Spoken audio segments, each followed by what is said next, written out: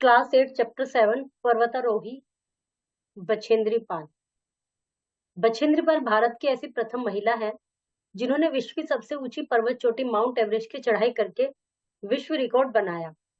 प्रस्तुत पाठ के माध्यम से उनकी उपलब्धियों से प्रस्तुत पाठ के माध्यम से हमें उनकी उपलब्धियों से अवगत करा गया। 23 मई 1984 का दिन हमेशा याद रहेगा। इस दिन भारत की साहसी महिला बछेंद्री पाल विश्व की सबसे ऊंची चोटी माउंट एवरेस्ट पर पहुंच गई थी। बछेंद्री पाल एवरेस्ट पर पहुंचने वाली भारत की पहली और विश्व की 5वीं महिला थी। उन्होंने यह सिद्ध कर दिया कि नारी भी पुरुष जैसे साहसपूर्ण कार्य करने में सक्षम है। पहली महिला थी और विश्व की जो सबसे ऊंची चोटी है माउंट एवरेस्ट उस पर गई थी 23 मई 1984 को। सन 1920 से मनुष्य ने एवरेस्ट विजय के प्रयत्न प्रारंभ किए। सन 1953 में एडमंड हिलेरी और शेरपा तेनसिंग नार्गो इस अजय शिखर पर पहुंचने में पहली बार सफलता मिली। मतलब 1920 से प्रयास कर रहे हैं मनुष्य इस विषय में। 1953 में एडमंड हिलेरी और शेरपा तेनसिंग गए। इसके बाद कई पर्वतारोही दल और व्यक्ति शिखर पर पहुंचने में सफल।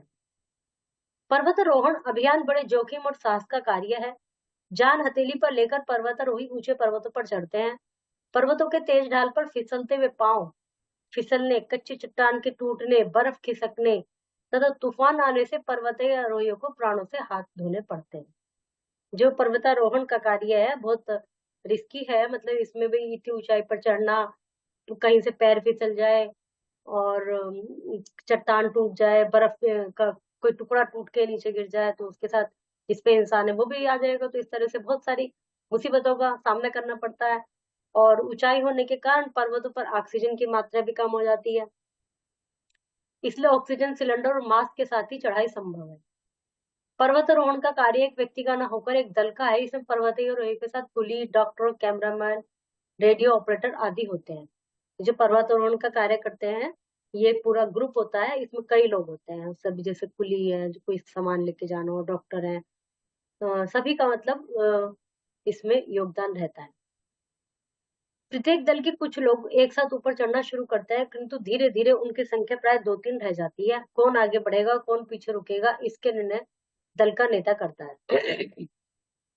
एक साथ कुछ लोग चढ़ते हैं, फिर उसमें कुछ लास्ट तक पहुंचते पहुंचते कम रह जाते हैं और निर्णय दल का नेता करता है कि भाई इसको इधर जाना है, इसको ऊपर जाना है, तुम यहीं रुक जाओ, इस तरह से। तो 1984 में कर्नल दर्शन कुमार खुल्लर थे। एवरेस्ट पर चढ़ने के लिए एक दल बना है इन लोगों ने 1984 में। इस दल में 6 महिलाएं और 11 पुरुष थे। बछेंद्री पाल इसी दल की सदस्य थी। बछेंद्री पाल का जन्म 24 मई 1954 में उत्तरकाशी जिले के 84 में गई है ऊपर, लगभग 30 साल की। 54 में उत्तरकाशी जिले के नाकुरो गांव में हुआ। इनके पिता का नाम किशन पाल सिंह था। बछेंद्री पाल के पूर्वज चमोली से आकर नाकुरो में बस गए थे। पूर्वज मतलब उनके और दादा या उनसे ऊपर की पीढ़ी चमोली इसमें से आकर नाकुरो में बस गए थे। बचपन से ही बछेंद्री अपने गांव से पैदल चलकर 5 किलोमीटर दूरी स्थित हंडा गांव की प्राथमिक पाठशाला में पढ़ने के लिए जाती थी। मतलब पैदल चलने का बचपन से ही उनको वो था। और उस समय एक सुविधाएं भी इतनी नहीं होती थी गांव वगैरह में। उत्तरकाशी में बीए करने के बाद उन्होंने एमए किया संस्कृत में। बाद में बीएड की परीक्षा भी उत्तीर्ण की। सामान्य लड़कियों की तरह बछेंद्री भी घर के कामकाज करती थी, परंतु बाल्यकाल से ही उनके मन में पर्वतारोहण के प्रति गहरी रुचि थी। इसलिए बीएड करने के तुरंत बाद उन्होंने नेहरू पर्वतारोहण संस्थान उत्तरकाशी में प्रशिक्षण लिया। जनरली जैसे करते हैं भाई, बीएड कर लिया, ये कर लिया, पढ़ाई वढ़ाई घर के काम वाम सब करती थी, पर उनका मन था तो उन्होंने पर्वतारोहण संस्थान में एडमिशन ले लिया, मतलब ट्रेनिंग ली इसकी। वह गंगोत्री की चोटियों पर चढ़ने में सफल हुई। 1983 सेवन सिस्टर क्लब के निर्देशक उन पर उनकी नियुक्ति हुई। एक क्लब था, उनके निदेशक के रूप में इनको जॉब मिल गई। इस पद पर कार्य करते हुए उन्होंने एवरेस्ट अभियान का परीक्षण पूर्वाभ्यास प्रारंभ कर दिया। उनकी कड़ी मेहनत और लगन देखकर कर्नल खुल्लर ने उन्हें अपने भारतीय एवरेस्ट अभियान दल में सम्मिलित किया।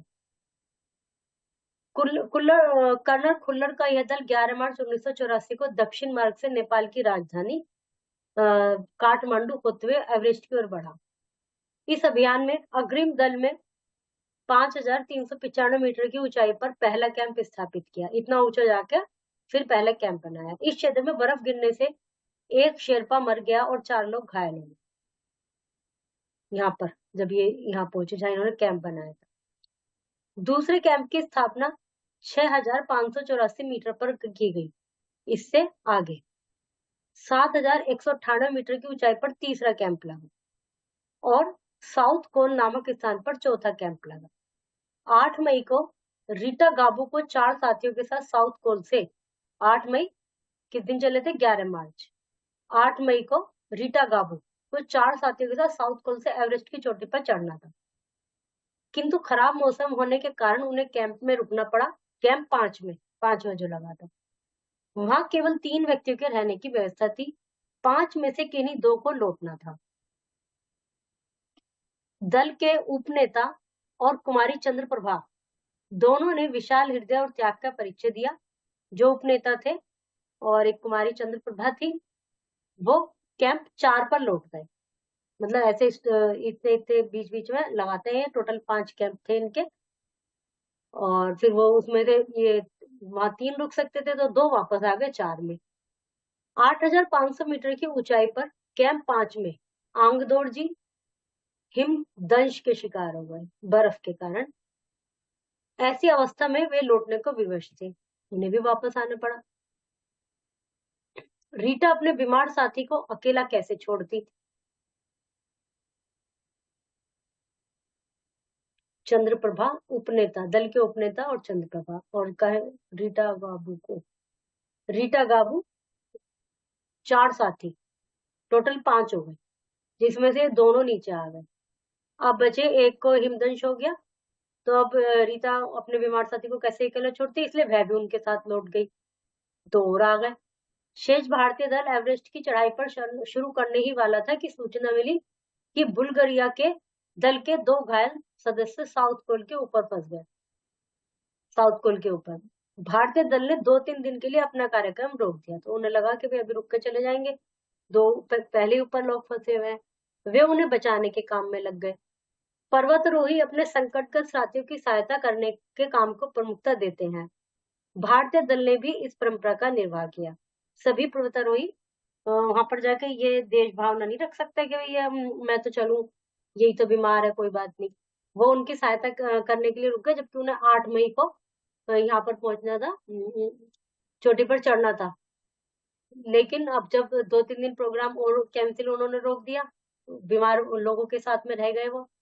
भारतीय दल ने भी इस परंपरा का निर्वाह किया। 19 मई की रात कैंप 3 में बर्फ खिसकने से 6 तंबू बर्फ में दब गए, जो नीचे ही था 3 में।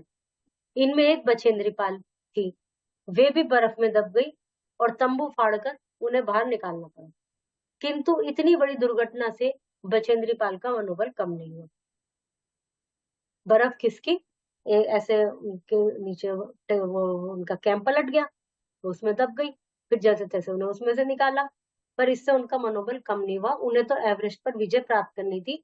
जैसे ही मौसम अनुकूल हुआ, 23 मई को बछेंद्री पाल ने अन्य 3 पर्वतारोहियों के साथ एवरेस्ट विजय के अंतिम चरण की यात्रा प्रारंभ कर दी।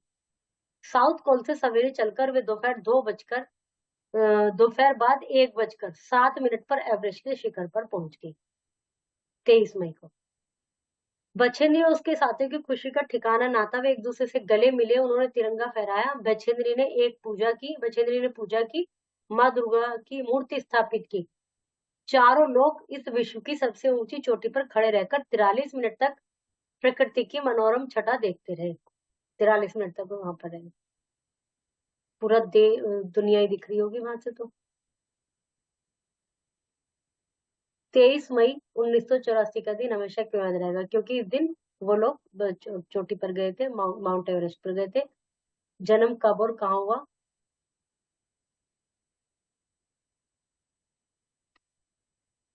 पर्वतारोहण अभियान जोखिम और साहस का काम है। पर्वतारोहण का कार्य एक दल का है। बछेंद्री पाल माउंट एवरेस्ट पर कब पहुंची थी? 23 मई 1984। प्रेक्षण कहाँ प्राप्त किया था? शायद नेहरू पर्वतारोहण संस्थान में। इसमें तो जॉब लगी थी उनकी। एवरेस्ट अभियान के प्रमुख नेता कौन थे? कर्नल खुल्लर। निम्नलिखित मुहावरों का अर्थ लिखकर वाक्य में प्रयोग कीजिए। जान की बाजी लगा देना, मौत के मुंह में जाना, जान हथेली पर रखना, प्राणों से हाथ धोना, खतरों से खेलना। इनके अर्थ लिखने हैं, वाक्य प्रयोग। संधि विच्छेद कीजिए। विद्या प्लस आल्य, पूर्व प्लस उत्तर, दुर प्लस घटना, पर्वत प्लस आरोही। उपसर्ग छांटकर उनके सामने लिखिए। सु, ला, प्रति, खुश, प्र, सह। इनके वाक्य बनाने हैं।